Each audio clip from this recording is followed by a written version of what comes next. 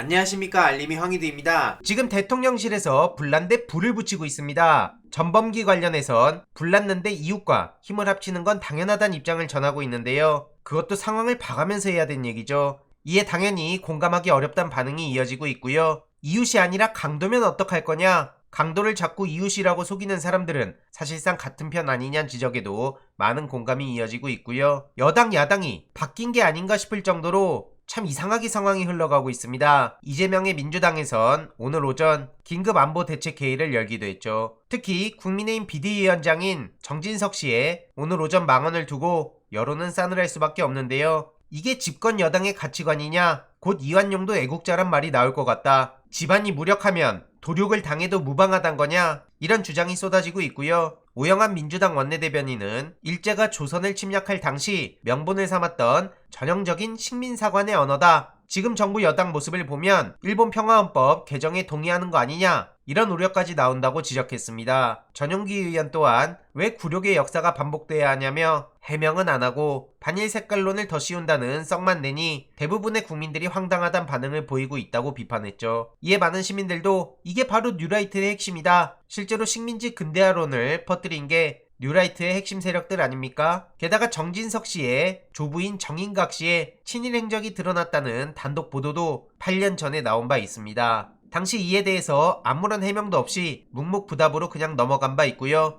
윤석열 대통령은 이런 논란을 두고 현명한 국민들이 알아서 판단할 거다, 이런 입장을 전했습니다. 지금 이 논란에 가려져서 더 심각한 일들이 계속해서 터지고 있는데요. 일제고사 부활 얘기가 나왔죠. 이주호 교육부 장관 후보가 MB정부 당시 교육과 기술부 장관으로 재직하며 추진했었던 정책이고요. 이게 서열화와 사교육 심화를 불러온다는 어마어마한 비판을 받고 역사의 뒤안길로 사라진 바가 있습니다. 최근 일제고사 자사고 설계자 이주호의 컴백 관련한 보도를 접한 시민들은 설마 했는데 결국 이렇게 불을 다시 지피는구나, 이런 비판의 목소리가 나오고 있고요. 요즘 들어 국가가 퇴행한다는 느낌이 갈수록 심해진다. 박근혜 때도 이 정도는 아니었다. 정말 어이가 없어서 웃음밖에 안 나온다. 이런 주장에도 많은 공감이 이어지고 있습니다. 최근 이주호 관련한 단독 보도도 떴는데요. 집 주변에서 3년 4개월 동안 무려 1,500만원의 정치 자금을 사용했다는 보도가 나온 겁니다. 집 주변에서 저렇게 엄청난 금액의 정치 자금을 사용했단 건데요. 이를 두고 오히려 밤낮 없이 의정활동을 열심히 한 결과물이다. 주말과 공휴일 가리지 않고 다양하게 만나서 이런 거다. 이런 입장을 전하고 있네요. 심지어 더 어이가 없는 건 현대백화점에서 사용한 건 백화점 내 식당이나 카페에서 전문가들을 만난 의정활동용이고, 성탄절 전야에 제과점을 이용한 건 공휴일 평일 구분 없이 일 생각만 한 결과다. 이런 황당한 소리를 하고 있습니다. 이런 걸 수색해야 되는 거 아니냐? 국민들을 개돼지로 보냐?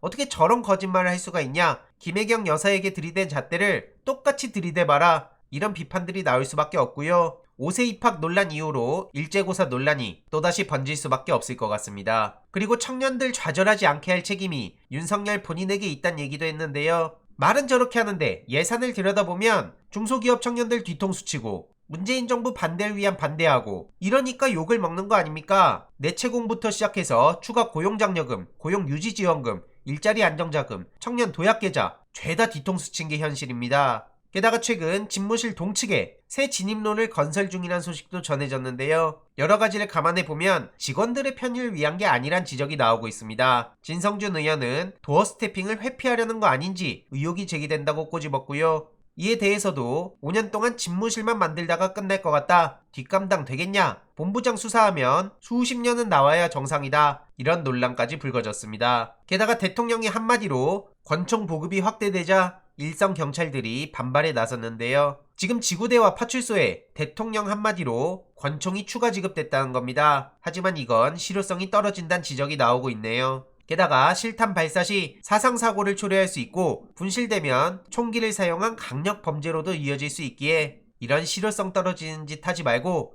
경찰들의 처우 개선이나 좀 제대로 해달라, 이런 목소리가 나오는 겁니다. 게다가 최근 대통령실 경비단에 제복을 빌리려 한 문화재청도 구설수에 올랐는데요. 청와대 야간 관람 행사를 준비하면서 대통령실 경비와 경호를 담당하는 101 경비단에 정복 대여를 요청했다고 합니다. 이로 인해 문화재청에 경호 인식이 아니랬다는 지적이 제기되고 있고요. 규정을 보더라도 말이 안 된 데다 요청한 시기가 경찰의 실탄 분실 사건이 일어난 지 한 달 남짓 지났을 때라는 거죠. 이에 전재수 의원은 청와대 입장 행세에 가짜 경찰을 세워놓는다는 자체가 법령 위반이고 황당한 생각이라고 꼬집었고요. 어제 보수단체 3만여 명이 광화문 일대에 성토 집회를 나섰다는 소식도 전해졌습니다. 모여서 MBC 규탄을 하고 있다는데 이들을 어떻게 보수단체라고 부를 수 있을까요? 거듭 말씀드리지만 대한민국 내 보수와 진보 개념 자체가 우리의 생각과 현실이 너무 안 맞고요. 그래서 이들을 보수라고 불러선 안 된다는 목소리에도 많은 공감이 이어지고 있는데요. 이와 관련한 추가적인 소식 계속 전해드리도록 하겠습니다. 이번 내용도 유익했다면 구독, 좋아요, 알림 설정, 멤버십 가입 정말 큰 힘이 된다는 점 말씀드리고 싶습니다. 이번 내용도 주위에 널리 공유 부탁드립니다.